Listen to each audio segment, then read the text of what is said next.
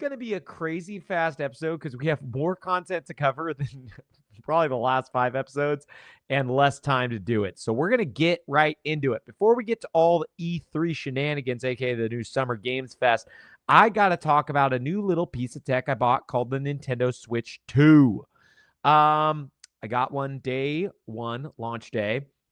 They ended up being incredibly easy to find everywhere, so I was not able to sell my extra ones. I returned them. So, hey, good for everyone. They don't have to pay extra money. And yeah, I've just been dinking around with it, playing some Mario Kart World, playing The Legend of Zelda Tears of the Kingdom with the upgrades, playing Deltarune, Bravely Default, Fairy Whatever remaster. And I bought a small 256 gigabyte micro SD Express so I could actually load a few games on it. But do you have any questions about it? I don't, man. I've Really? been reading about it too. Yeah, I don't know. Like I was excited about getting that, and then I saw something we'll talk about later on in the show. So now I'm kind of I don't know anymore. Yeah, we'll discuss that very, very soon. But just real quick then, I'm going to give my takeaways from all of it. Overall, pretty impressed. It was what Nintendo needed probably 4 or 5 years ago, but they finally got to it, and it's way better. Tears of the Kingdom runs full 60 FPS the entire way through, 4K, right? Like, it's beautiful. Mario Kart World, incredibly well-made Mario Kart. Maybe my favorite. Has a lot of little critiques and criticisms that I don't love. Like, on the character select screen, it's the same characters with different costumes on top of new characters. So you sometimes have 7 of the same character as a selectable character, which I think is a little bit crazy. They have this. How's the like the do the characters each interact with the open world differently, or is there No, a they're all the same. You could choose whoever you want, and you can, on the map, you can click any of their faces and then play as them. And then if you click any of the courses, you can just auto, it will fast travel you there. Right. There's these 3 different challenges you can do within the free roam mode, which I think the free roam mode's incredible. They did a half step, which I was kind of bummed out about. You can't access Grand Prix or Knockout Tour from free roam. It's 2 totally different things. Free roam is just for doing your challenges. So in the challenges, they have P blocks, which are kind of like the shrines. They're like fun little, puzzles that you do, puzzles or short races or whatever. Then they have just like question mark blocks, which are kind of like the Korok seed, that are the Peaches coins, because they have 2 different collectibles that are kind of hidden. So those are all fun. Last thing I want to discuss about it is Welcome Tour. That is a neat distraction, but something I have only played a few minutes because it is miserable to play. You have to constantly undock and redock your system. You have to take the Joy-Con off the console so you can use the mouse mode. You're supposed to have every single feature to be able to access the whole game. So I didn't buy the camera. I do have a Nintendo Switch Pro controller, or 2 Pro controller, as well as the Nintendo Switch 2 extra carrying case. $95, right, to get the Yeah, everything you Costco's selling need? it for 75. Okay. So, yeah, I mean, the thing about the Switch 2, the real headline should be like, hey, this was supposed to be expensive, but because of how expensive it already was, it's a lot lower than people expected, right? Okay. Like, this feels like, I don't think it's going to be this bad, but this has all the same signs as the Wii U, right? People came out there Mm, thinking they were going to get a Wii. They thought it was going to be knocking everything out of the park. It has way better graphics. They could not scalp those. There was no one yeah. buying, right? So Yeah. that is the one interesting thing about the Switch 2. I think it's a great improvement. I'm stoked to play it. I've been just going back to old games and having a blast. I played probably like 8 hours of Tears of the Kingdom again because that game's incredible, and it's way better this time. Mario Kart World is super fun. Deltarune, they finally have 2 more chapters, but I could have played that on Steam Deck or anything. I think I don't know if it's on Xbox, but on PlayStation, Steam Deck, or the original Switch has it too. But yeah, I love it. I think it's great. I do think it's coming out at a weird time. We'll discuss some stuff soon. And I think it's not going to be for everyone because the only real new game that is worth talking about is Mario Kart World. Every other game is just ports Yeah. to it. Yeah. So, and I mean, even the new game, like Bravely Default, whatever, is a port of a 3DS game. Okay, so you got no comments or questions about that. There were Oh, go ahead. No. Oh, I was about to say there were three showcases, 3 big ones. There were way more than 3. There were like Wholesomes and all these other ones. The 3 big ones, I say we go through all 3 of them pretty quick, not like every single announcement, but the things we think are good, and then kind of vote or like kind of discuss why we think which one was the best, right? So the first was right after you heard us speak last week. We joked about there probably being a Sony State of Play. Hey, guess what? There was one. It was announced the day after we recorded, and it came out like the day after we put the podcast on. So I think it was Thursday last week, midday, or no, sorry, Wednesday last week, the day we launched the podcast. They had a Sony State of Play, a surprise one. Reach out or say something if I miss a game. There wasn't a lot of stuff for me here. My biggest takeaway was Final Fantasy Tactics, the Evilist Chronicles, which is a remaster, not even a very big remaster of the original PS1 title. Was there anything that stood out to you? We'll talk about a couple more things, but just curious what your... So, like you know, I'm a Final Fantasy fan, so obviously Tactics stuck out to me. But Neo 3 is one I'm interested in playing. Yeah. Did you play Neo 1 or 2? Yeah, I played the first one, and then I remember you talking about the second one, but I never played it. It's good. And Silent Hill looks it looks all right, but honestly, man, this was really kind of a dud for me. Like I was not. There's nothing there. Like even the Ghost of Yote, like there's nothing there that like brought me to the edge of my seat and was like, oh man, I'm really craving this game right now. Well, the Ghost of Yote was the funniest one because it was an announcement for the July State of Play where they discuss Ghost of Yote. So there's nothing to talk about right now. I mean, they announced some new Astrobot levels. I'm all for that. I love that. I mean, I love that game. I'll go back and play them all. They did a Bloodstain sequel. That's cool. I like Bloodstain. They did some trailers for games we already knew about. One of them was what was this one? Oh, Metal Gear Solid Delta, Snake Eater, right? And then they showed off the James Bond game, which honestly was not a great showing, but whatever, they showed it off. And they had a couple other small games like Hirogami, Baby Steps, Everybody's Golf. They had Cairn, which has been in a bunch of other places. The only thing I think that was really surprising outside of Neo 3, and Pragmata coming back from the dead. Pragmata, was insane. That one looks okay. I mean, I'm slightly intrigued.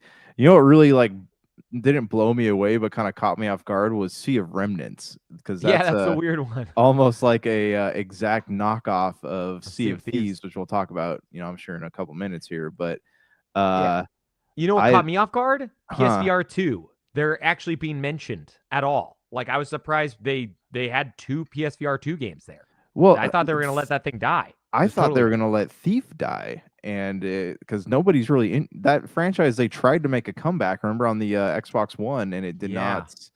I never played that one. It was not a fun game, man.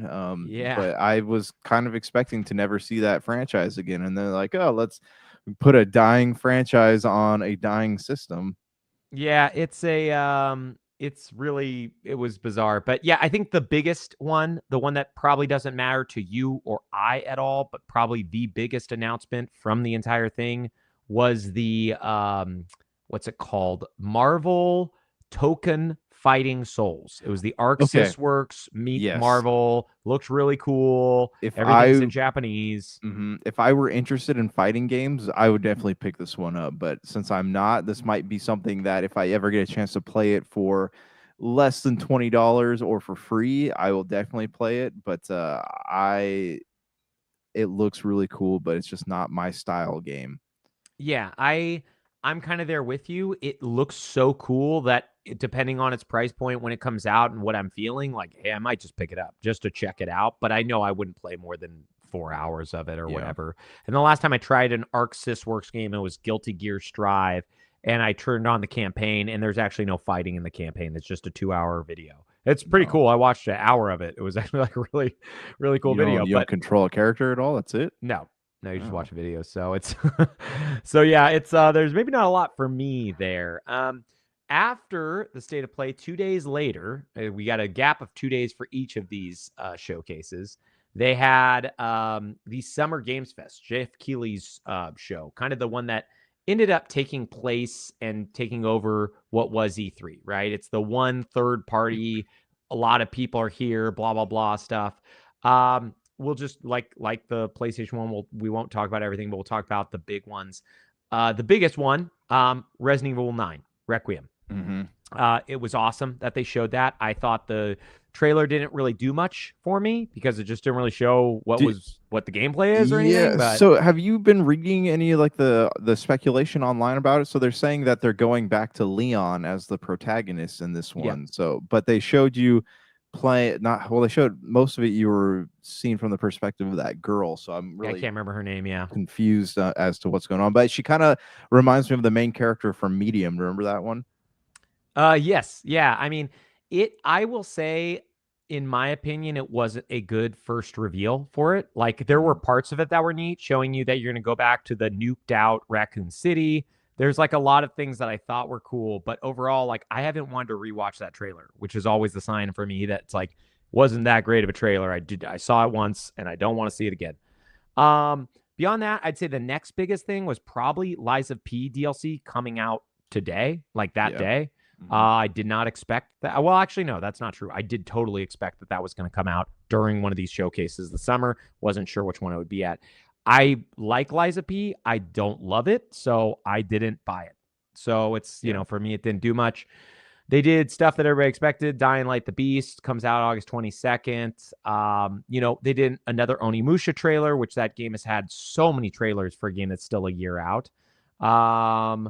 Yeah, then there was a lot of, like, I don't know what you want to call it, but like Eurojank style stuff, right? Like stuff that you're like, who's this for? Like, was it this one of the Xbox where they had Atomic Hearts 2? Xbox. Really? Okay. Mhm. So, oh, then Xbox was the kind of pervy one. One of them had like a lot of semi-pervy trailers. I thought it was the Summer Games Fest one. But yeah, there's just like a lot of games that do not speak to me at all. I'd say the only other one that I saw and I was like, I'd like to play this is the new Gagotoku, the Like a Dragon Infinite Wealth, that developer, right? They're making Mhm. their game, Project Century, is called Stranger Than Heaven. I Okay. thought it looked pretty good. Yeah. It didn't speak to me. Oh, no, Atomic Heart 2 was shown at the Summer Games Fest. That Was was that the Summer more Game? of Okay. the I don't know what it yeah, was. they all kind of blend together. This was not the Yeah. most exciting year. Before we move on to the final and probably biggest one that we'll have the most talk about, did anything else stand out to you? I Summer Games will Fest? I will say I'm really interested in Mixtape because I liked So that was Artful an Escape. Xbox one. No, that was also at the Summer Games Fest. Really? Yeah. Yeah, because they Oh, showed okay. it, and then at Day of the Devs, which happened right afterwards, they went like more in depth with it. Oh, okay. So, yeah, sorry I So, doubted you. It's just not on this list of announcements, so I thought that was like an Xbox one. well, I I mean, it was originally it was announced way before this. I don't remember what showcase we saw it at Yeah. originally, but they did show some footage of it at Summer Games Fest. Anyways, yeah, I know I like the sound. I like that style game, and this one looks like it's full of mini games. So Mm. I'm hoping it'll end up being fun, but uh, that style games kind of hit or miss. So we'll see. Yeah, I feel like the one thing I took away from Summer Games Fest is this is going to be a slow year for AAA.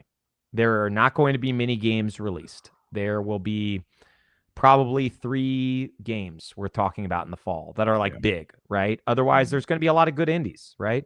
Those directs had Mixtape, right? That's coming out this year. Moonlighter 2, Mina the Hollower got a release date at I want to say it was Summer Games Fest.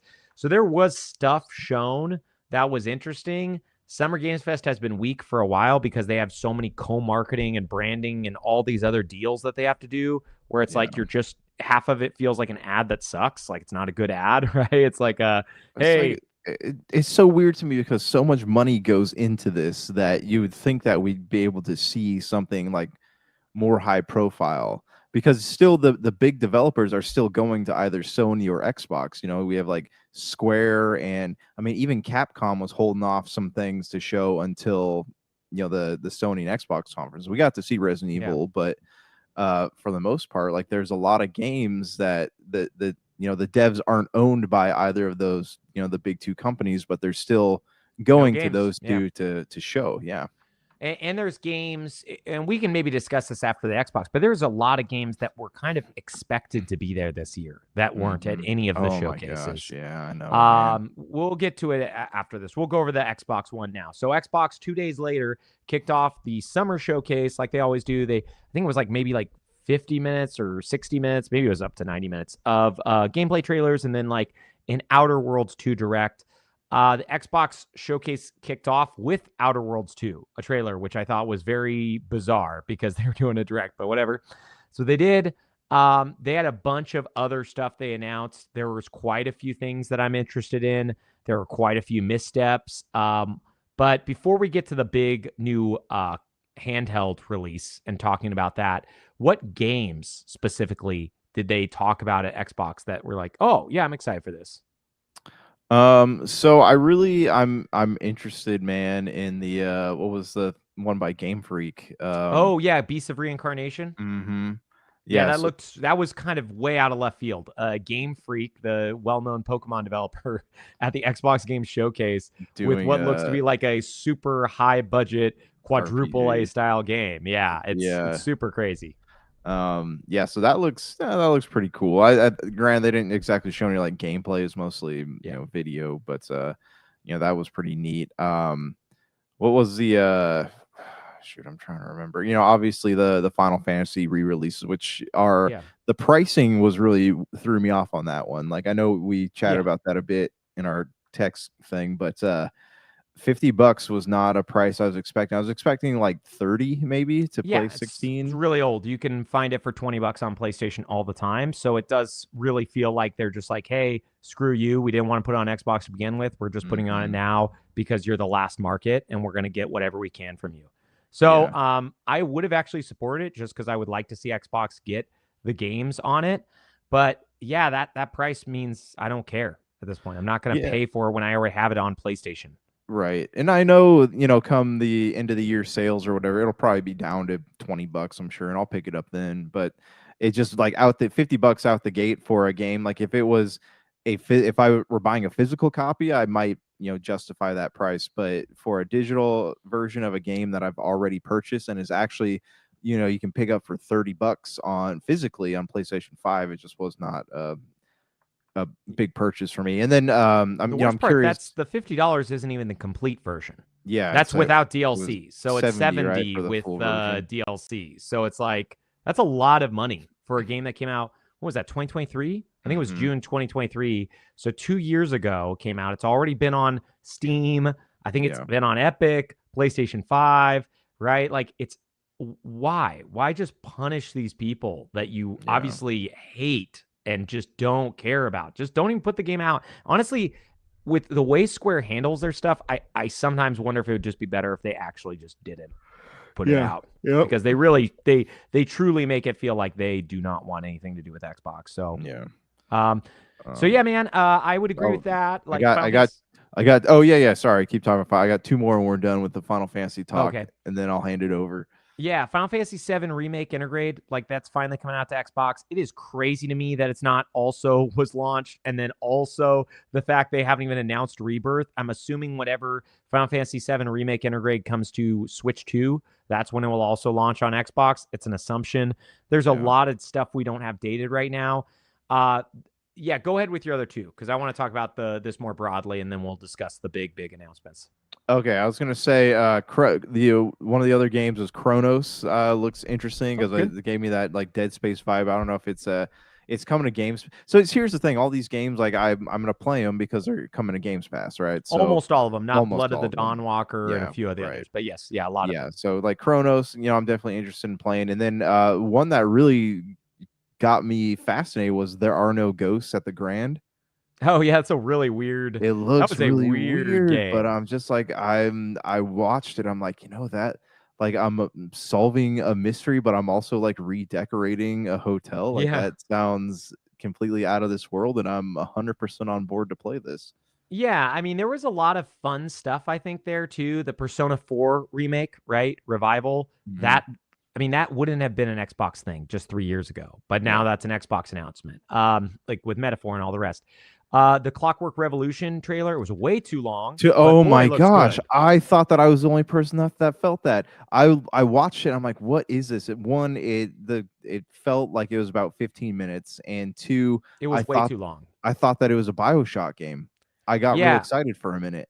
Oh yeah, I knew what it was at literally the first glimpse, because it's just was they did a pretty good job with their art direction. Where yes, it looks exactly like BioShock, but I knew the In Exile game from their previous trailer. I think it was 2 years ago. Hmm. The craziest thing that blew my mind about though was they spent 15 minutes. There's still no release date.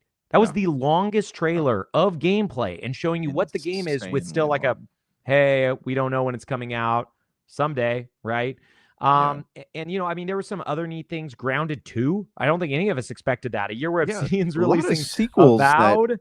Yeah, really came out of nowhere. Yeah, Grounded yeah. 2 and what was the other one? Was High on Life 2. Yes, yeah. High on Life 2 is crazy, but the craziest thing for me is Obsidian has 3 games coming out this year. They have they released Avowed, Grounded 2 comes out next month, and Outer Worlds 2 comes out in October. So it blows my mind that they're essentially going to keep Xbox afloat, them and Tony Hawk 3 plus 4, because Mhm. there's like there was I think it was what is the game company called that releases Psychonauts? I can never remember the name. Double Fine. Double Fine. They have their very unique looking lighthouse game called Keeper that does come What out this year in the too. world? Like only Double Yeah. Fine, right out of the minds of Double Fine. Only they would make a game about a walking lighthouse.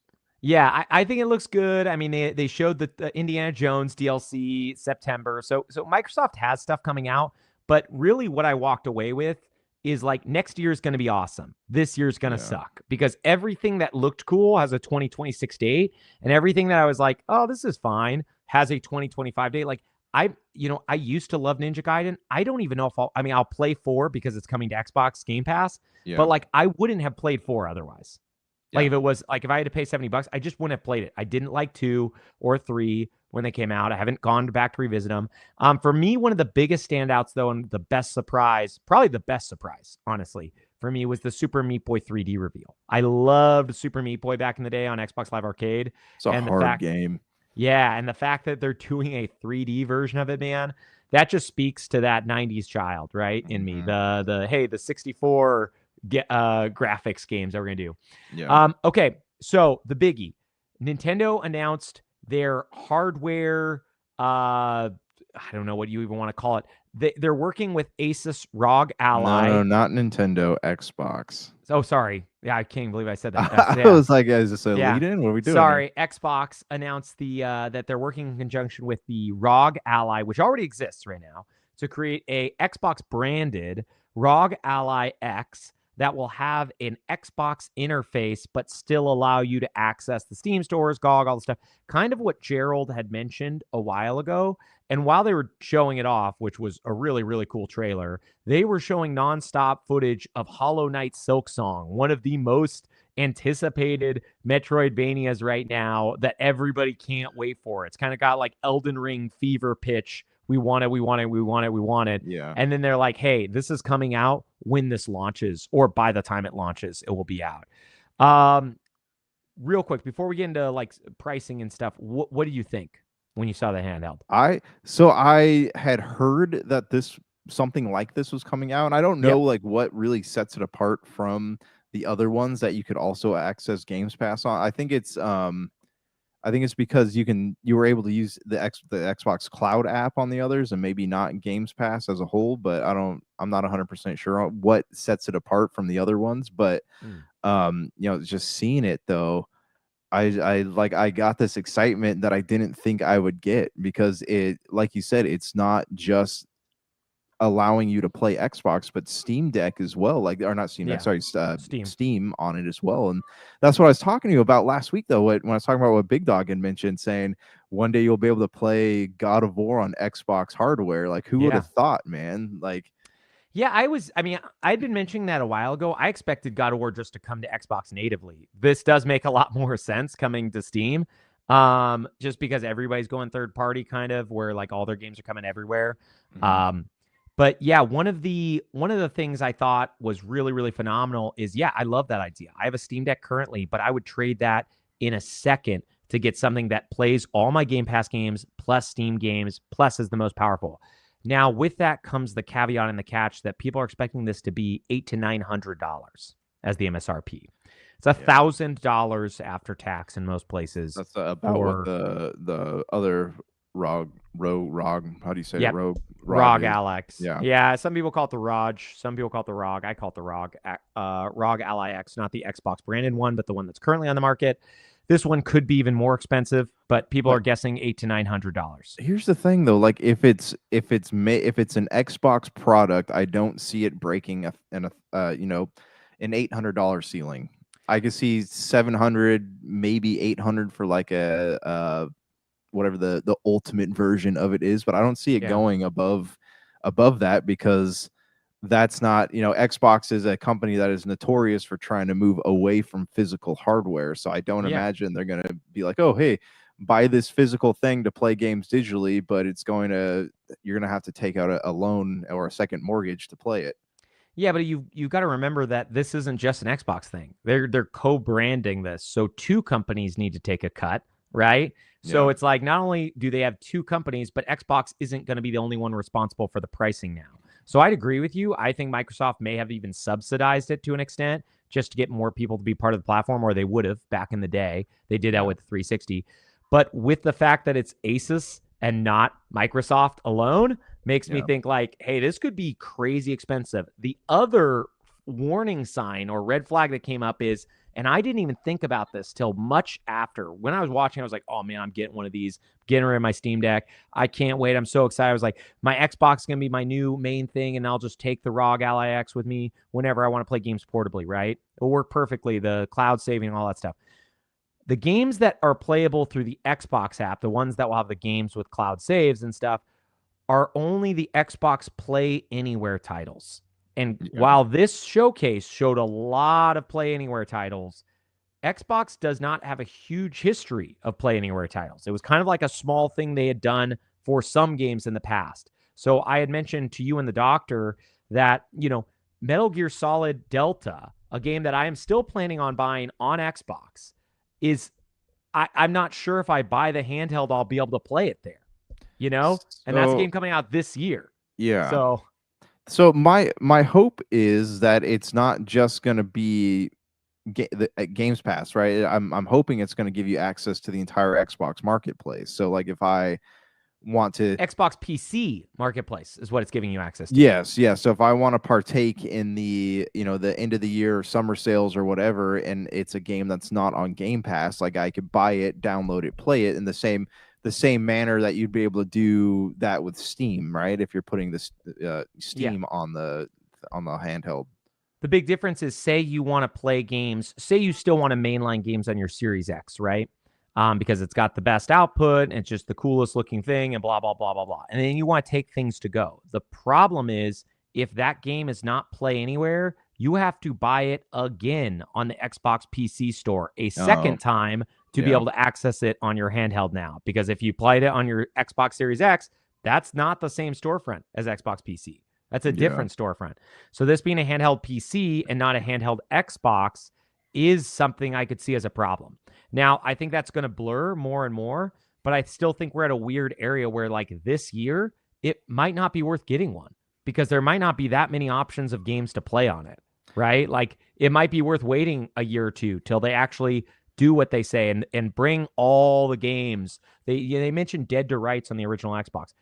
That's not playable, as far as I know, on Xbox PC. Bring all that stuff to, like, the modern consoles. Yeah, it's hard to say, man. I mean, I'm sure we're gonna get I'm predicting that this is probably gonna drop in time for the holidays. They're saying holiday 2025. Yeah, so we don't know what that means. Probably October, November.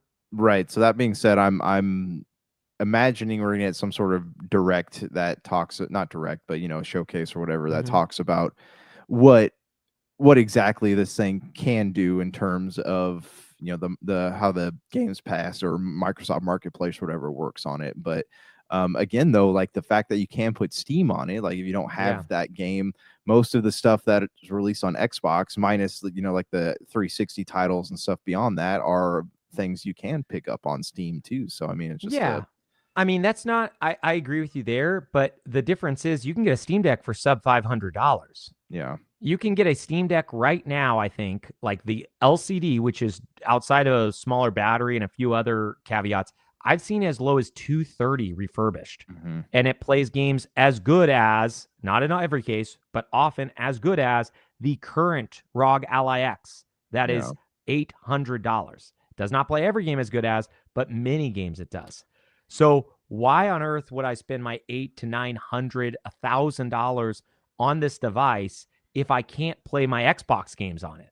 Because I can already buy a Steam machine, right? Yeah. Or I could buy a Lenovo Legion Go for $500 that also has SteamOS and Windows.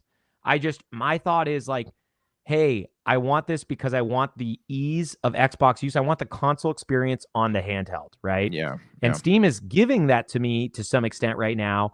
But what I don't want is like, my Steam Deck, I love it. One of the worst parts is trying to play it docked. It does not look good when I play the games like attached to my screen.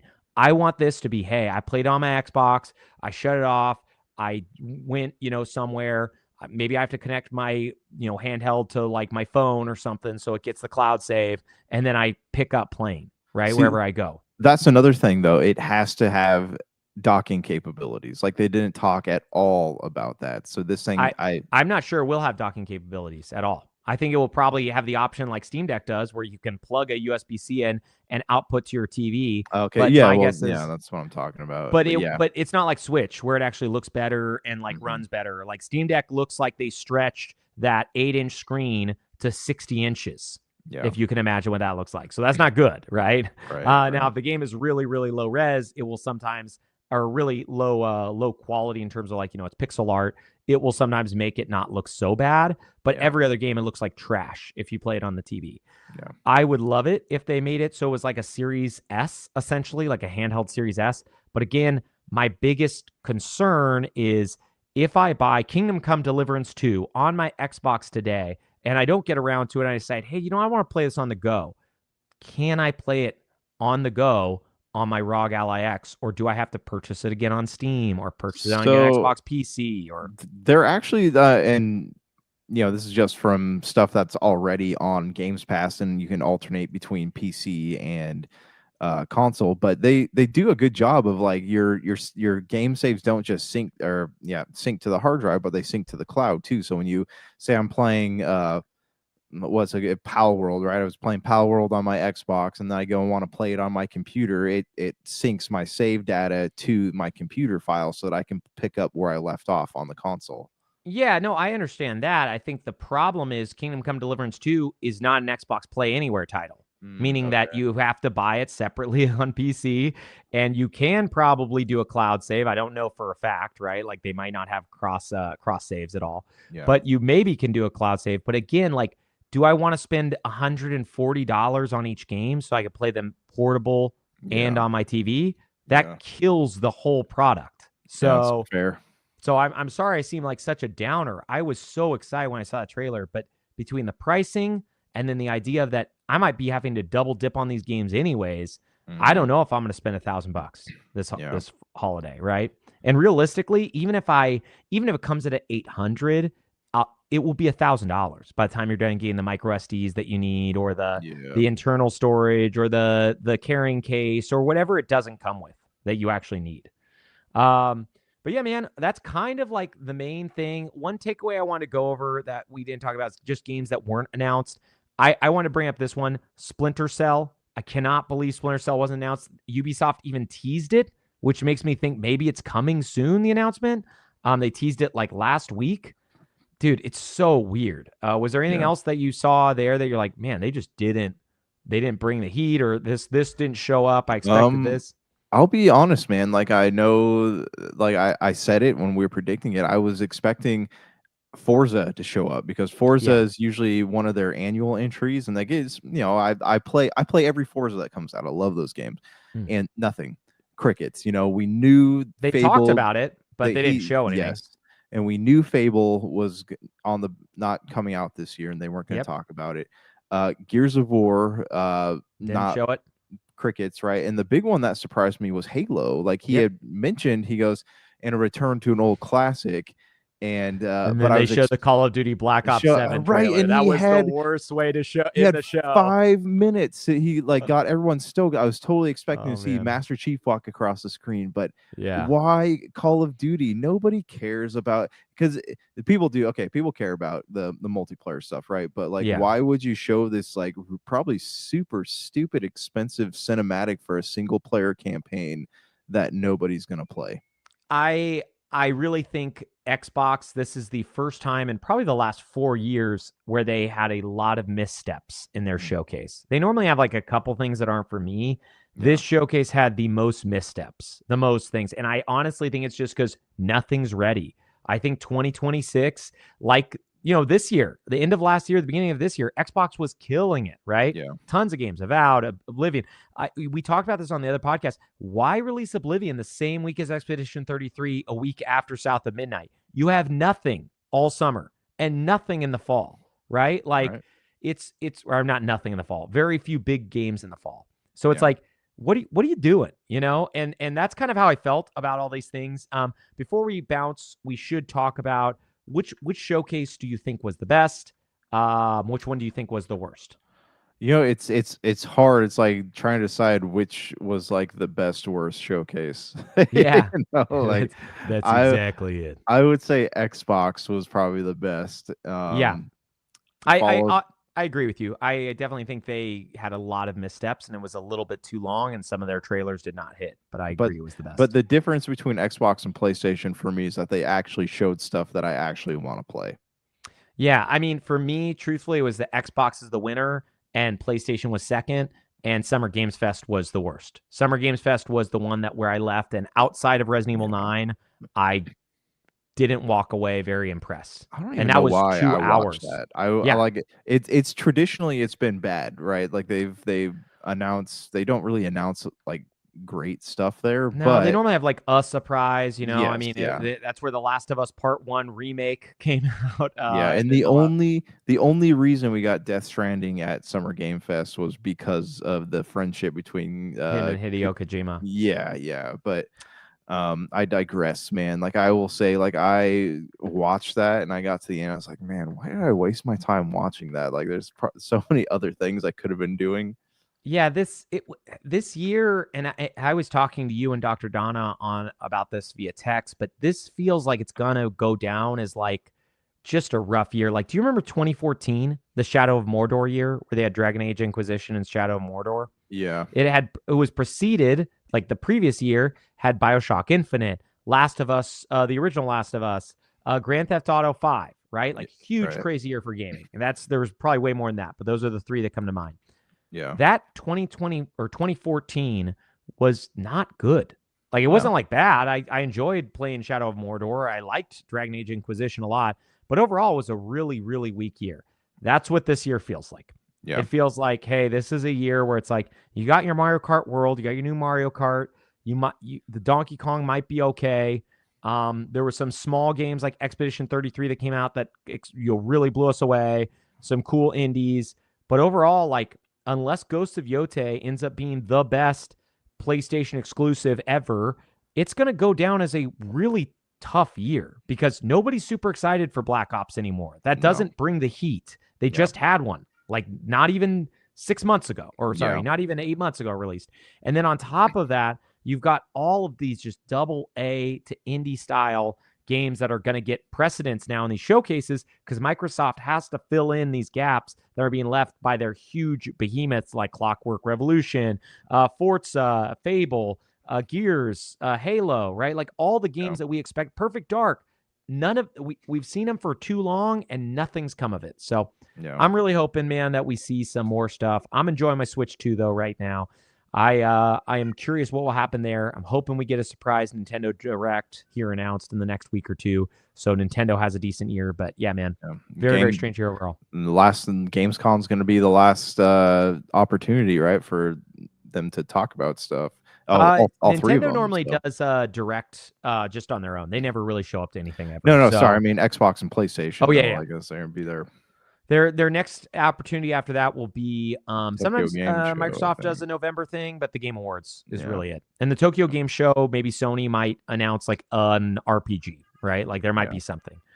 All right, man. That was awesome. That was fun. Sorry we're leaving you guys so quick today. We had to discuss that crazy news. Boom. Peace. Sorry I took control that whole